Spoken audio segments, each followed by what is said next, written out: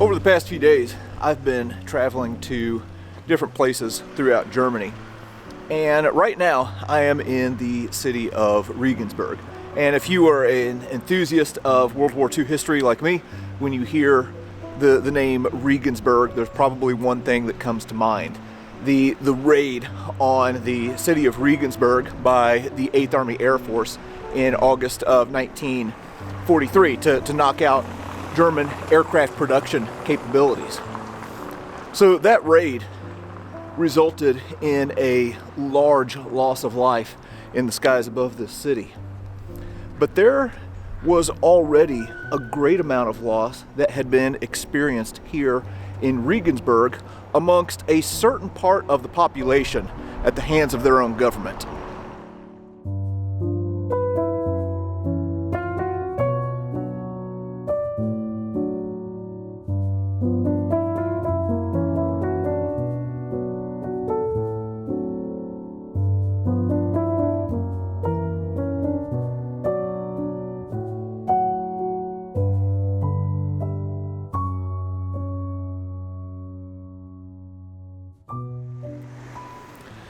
Now, like I said, I am in the city of Regensburg, and I'm in the city center right now, and behind me is this amazing structure. This is the St. Peter's Cathedral, and I have a few things that I want to show just real quick while we are here, but there's some interesting imagery on this old Gothic cathedral that was completed in 1520 that I want to show first.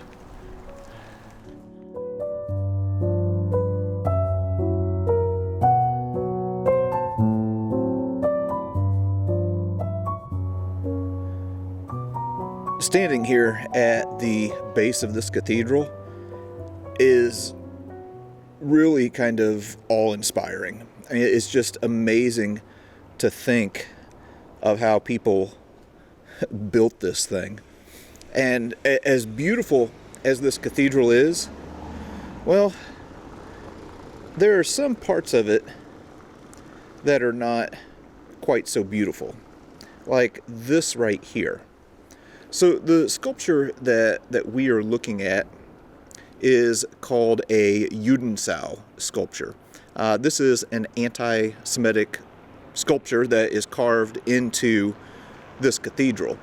The basic gist of it, what you're looking at, as you can see, is a pig, which were regarded, pigs are regarded as unclean in Judaism, and there was this false claim that was made way back when that Jews would suck on a sow like piglets.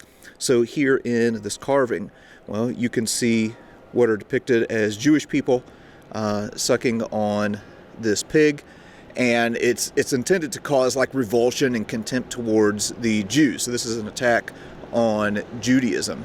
And in Christian art, oftentimes the pig represents the devil. So at the front, you see what's depicted as a Jewish person, and they are whispering into the ear of the devil. So basically trying to get across the message that Jews are in league with the devil. Now, on this particular cathedral, this image that is carved in stone faced the Jewish quarter. So by the time that World War II rolled around, not only in Germany but in many places throughout Europe and the world, anti-Semitism was something that was fairly hardwired in the population.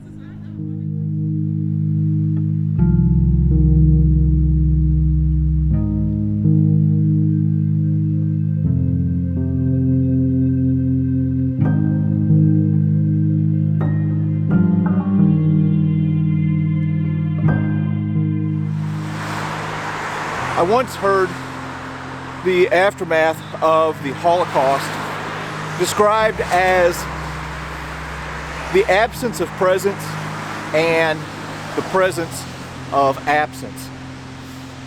After the war, there were 6 million Jews and millions of people from other groups like Christians and Jehovah's Witness and Roma who were just gone. They had received a visit at their home, maybe from the Gestapo or the Einsatzgruppen. They were taken away and they never came back. Well, there is an interesting project that is scattered all throughout Europe that commemorates the losses of the individuals here in Europe during the Holocaust. And I've heard about this project, but today was the first time that I saw evidence of it for the first time. We rolled into Regensburg later in the evening yesterday, and as my wife and I were making our way from the hotel to the city center, well, as we were walking along, I happened to look down and saw one of these plaques embedded in the sidewalk. This is called a stumbling stone. This is the product of an art project that was started by a German artist named Günther Demnig, I believe in 1992. And you can see here on this plaque we have a few names and a little bit of information. So here is the name Matilda Neuhaus. She was born in 1869, was deported from here in 1942, went to the Theresienstadt concentration camp, which was just across the border in Czechoslovakia, and she was murdered on the 26th of January 1943. Also, we have the name of Mina Meyer, who was born in 1870, deported in 1942, also went to the same concentration camp and was murdered on October 15th of 1942. And these stones have been placed at the last residence of these two women. So prior to being hauled off to the concentration camps, well, this is the spot where they lived, and they never came back. Here is the site of another home that has a set of these stumbling stones in front of it, and if we look at it, well, you can see this is all one family. Here we have a Ruth Freising, who was born in 1920, and she escaped to the United States in 1938, but was displaced from her home. But tragically, if you look here, her family did not. So you can see, like Karl Freising went to Dachau, was deported in 1942 and went to Piaski and was murdered. I believe that's just outside of Lublin in Poland. Here, Irma, Alfred, Doris, all the same fate. All were murdered in Poland. But they lived right here. Right here at this intersection, well, there's a little restaurant here, but it wasn't always a restaurant.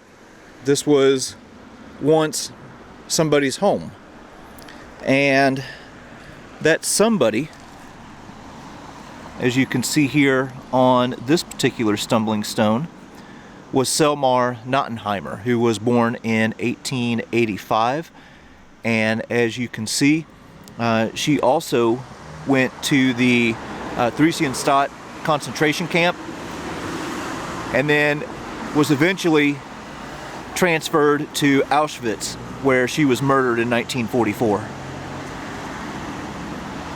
Now, you might be asking yourself, why are these things called stumbling stones? And there's a couple different reasons.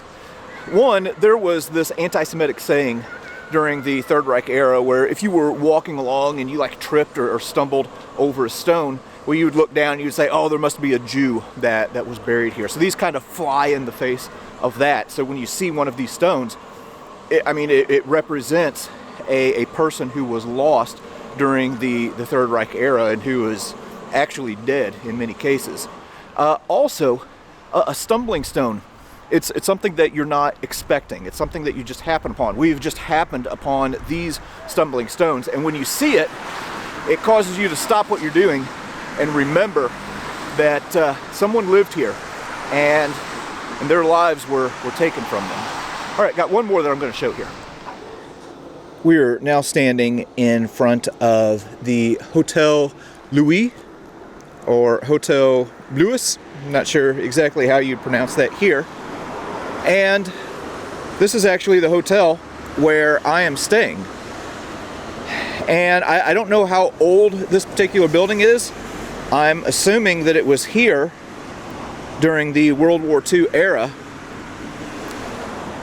But whatever the case, this site was the home of Charlotte and Elise Weiss, who were born in 1870 and 1871.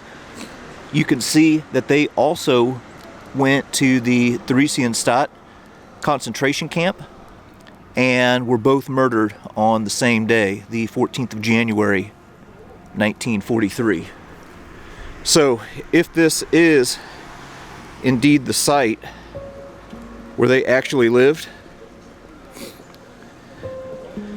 that's pretty sobering that this is where we stayed last night. All right, well, there you go.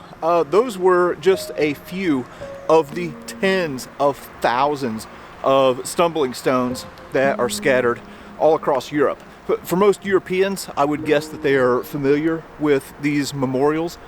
But for Americans, I assumed that they probably didn't know anything about them. But anyway, again, those are just a few of the memorials to those lost in the Holocaust that are scattered all across Europe.